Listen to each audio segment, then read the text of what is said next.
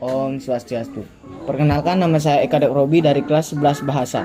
Di sini saya akan menjelaskan tentang artikel yang diberikan oleh Pak Oka Saputra untuk melengkapi tugas-tugas saya di kelas 11 Bahasa. Nah, kasus yang dibahas dalam artikel tersebut merupakan Freddy Budiman beserta 3 orang lainnya yang dieksekusi mati karena terbukti terlibat dalam berbagai kasus peredaran narkoba di Indonesia.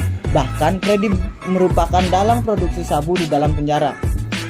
Pada tahun 1997, Freddy Budiman terlibat dalam kasus narkoba hingga dijebloskan ke LP Cipinang. Kemudian pada 2009, Freddy kembali berhadapan dengan penegak hukum lantaran menyimpan 500 gram sabu-sabu. Tak cukup sampai di situ, pada tahun 2011, ia kembali beraksi dan ditangkap aparat karena memiliki ratusan gram sabu-sabu dan bahan pembuat ekstasi. Pada 2012, Pengadilan Negeri Jakarta Barat memvonis mati Freddy Budiman karena mengimpor 1,4 juta butir pil ekstasi dari Tiongkok pada 28 April dan tiba di Pelabuhan Tanjung Priok pada 8 Mei. Aksi nekat ini ia lakukan saat masih berada di dalam penjara. Freddy Budiman dan 3 orang temannya dieksekusi mati pada Jumat 29 Juli 2016, 6 tahun yang lalu di lapangan tembak Panaluan, Nusa Kambangan, Jawa Tengah, pukul 00.45 waktu setempat. Nah, lalu bagaimana pendapat saya mengenai penerapan hukum mati di Indonesia? Hukuman mati merupakan jenis pidana yang sangat berat karena pidana mati merenggut jiwa manusia untuk mempertahankan hidupnya. Namun, hukuman mati juga dipercaya dapat memberikan efek jera kepada pelaku kejahatan. Akan tetapi, hukuman mati telah menuai pro dan kontra. Salah satu alasannya karena dianggap melanggar hak asasi manusia. Hukuman mati di Indonesia dilaksanakan menurut ketentuan dalam pasal 11 Kitab Undang-Undang Hukum Pidana atau KUHP yang menyatakan bahwa pidana mati dijatuhkan oleh Algojo atas penggantungan dengan mengikat leher di terhukum dengan sebuah jerat pada tiang penggantungannya dan menjatuhkan papan dari bawah kakinya.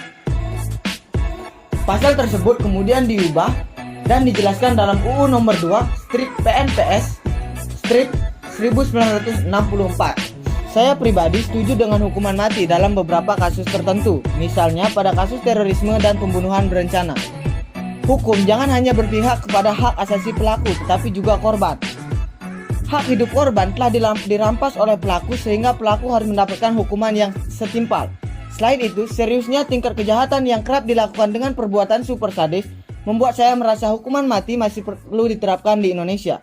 Di Indonesia, vonis hukuman mati untuk kasus kejahatan terkait narkotika meningkat dari 48 pada tahun 2018 menjadi 80 orang di tahun 2019. Data BNN, pengguna narkotika sepanjang 2019 meningkat sebanyak 0,03% menjadi 3,6 juta orang dibanding tahun sebelumnya. Hal ini menunjukkan bahwa adanya hukuman mati saja, pengguna masih saja terus meningkat, apalagi jika tidak diberlakukan. Bahkan para bandar besar masih dapat mengedarkan narkoba bahkan saat dirinya masih di dalam penjara sekalipun. Dengan begitu, hukuman mati masih perlu untuk memberi efek jera bagi dalang atau otak pengedar narkoba yang bahkan berkali-kali tidak bisa diberi efek jera hanya dengan hukuman penjara, sehingga perlu vonis mati. Namun pada kasus kecil, rehabilitasi masih bisa menjadi solusi. Baik, sekian pendapat saya mengenai artikel tersebut. Saya ucapkan terima kasih. Om Santi Santi.